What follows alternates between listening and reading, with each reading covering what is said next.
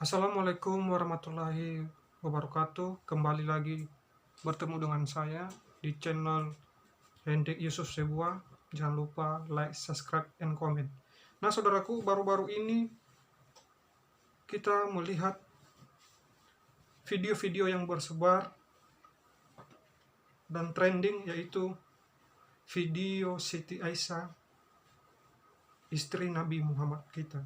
Nah, tak kala video itu dibuat dan lagu itu di cover, banyak komentar-komentar yang pro dan kontra. Tetapi saya tidak berbicara tentang yang pro, tentu saya berbicara tentang yang kontra. Mereka menyoroti video ini dengan tuduhan-tuduhan yang menurut saya hanya menjelek-jelekan. Apa sih video ini? Kenapa begitu viral? Artinya mereka menjelek-jelekan video ini dengan maksud kenapa video ini bisa viral? Siapa Aisyah yang sebenarnya itu? Tujuan mereka tidak lain dan tidak bukan hanya untuk mengolok-ngolok. Nah, di sini sedikit saya jelaskan ya. Tujuan Nabi Muhammad menikah Siti Aisyah itu berbeda dengan kasus-kasus yang lain kalau kita bisa melihat. Siti Aisyah memang dia nikahi dengan umur yang sangat muda, tetapi Nabi Muhammad pada saat itu tidak langsung berhubungan kepada Siti Aisyah. Di saat itu ketika Siti Aisyah sudah matang pikirannya, sudah pandai, dan lebih dari 2210 hadis yang menjelaskan tentang Aisyah. Dia seorang yang betul-betul pandai, ingatannya sangat bagus, dan dia adalah seorang guru Al-Quran. Dan di saat Nabi Muhammad melihat Aisyah ini bertumbuh dewasa, disitulah Nabi Muhammad melakukan seperti hubungan layaknya suami istri. Dan tertulis di hadis 2210 tentang cerita Aisyah ini, tertulis di hadis.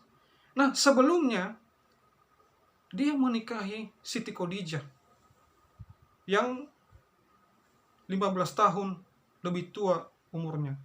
Di atas umurnya Siti Khadijah berumur 40 tahun, sedangkan pada saat itu Muhammad 25 tahun. Nah, kadang-kadang mereka melihat ini hanya menyoroti kelemahan-kelemahan agama yang lain tanpa melihat konteksnya. Kenapa bisa seperti itu? Nah, mari kita lihat dulu video yang sedang viral ini. Ini video dari Albert yang mempertanyakan kenapa sih lagu ini bisa trending, apa manfaat dari lagu ini. Ayo kita lihat. Sebentar ya.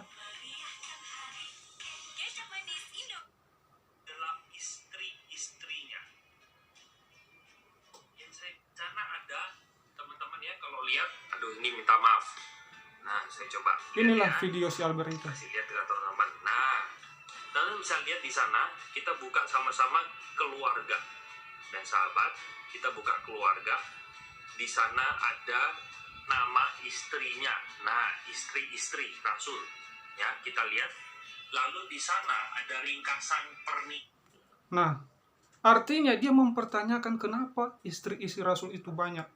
Dan dia menyoroti umur Aisyah tersebut.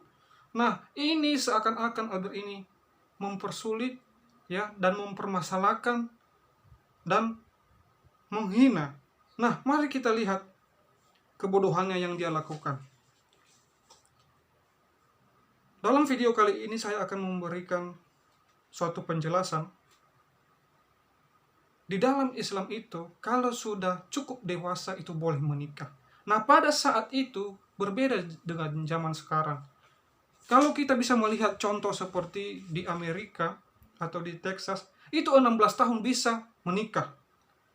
Kalau di Amerika beda. Yang diperbolehkan nikah di situ 18 tahun.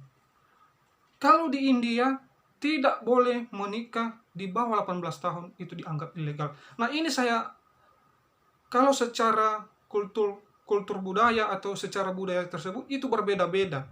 Jadi bukan suatu patokan. Nah, tertulis di dalam hadis lebih dari 2210 ada cerita Aisyah ini tentang bagaimana dia seorang yang betul-betul memahami Al-Quran dan dia tercatat di situ sebagai guru Al-Quran. Nah, saudaraku, mari kita bandingkan, ya, mari kita bandingkan di Bible mereka sendiri, ya, karena mereka menyinggung tentang kekejaman Muhammad. Tidak sedikit juga orang mengatakan seperti itu. Kita akan melihat nabi mereka yang dilakukan oleh nabi mereka dari surat Bilangan 31 15 sampai 17.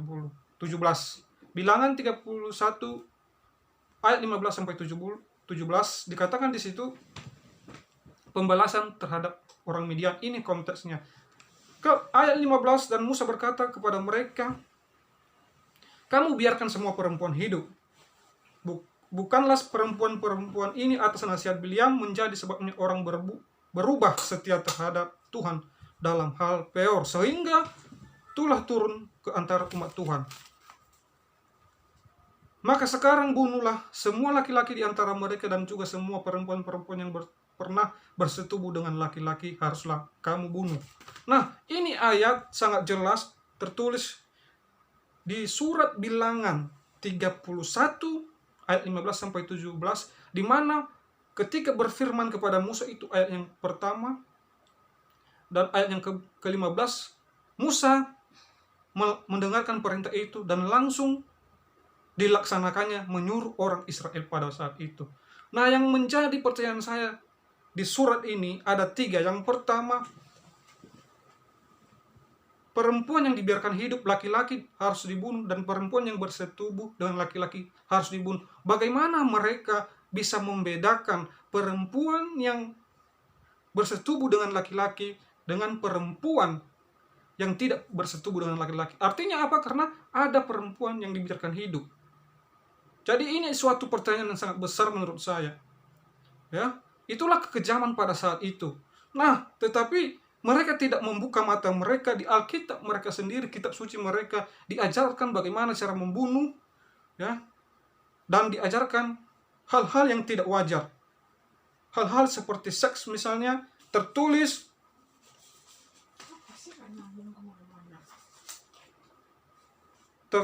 di